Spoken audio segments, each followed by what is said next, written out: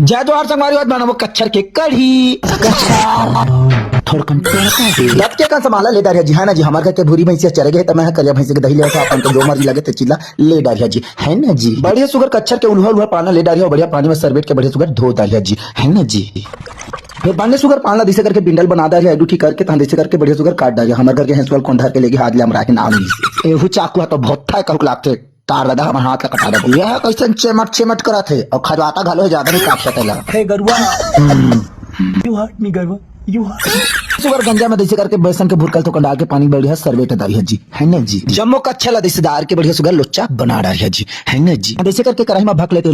डाल दी है देसी करके जम्मो ला बढ़िया सुगर चिला रोटी का फैला डालिया जी है ना जी बनने सुगर चूर चाहिए तो देसी करके गुड़ी गुड़ी काट डालिया जी है ना जी जम्मो फना देसी करके कौला जी जम्मो पताला देसी करके डाल दी है जी सुगर कर चाहिए देसी करके जम्मो ला डाल के ला पुरपुरवा के जम्मो 3-5 ला डाल दी है जी है ना जी जैसे करके सादा सादा ला डाल दी है जी है ना जी जैसे करके धनिया पुरपुरवा के तोप के मन के चुरन दी है जी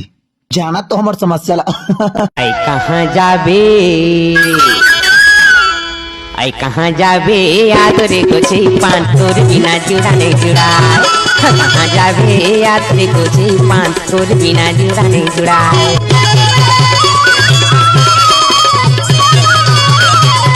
साग बन के तैयार हो गए जी।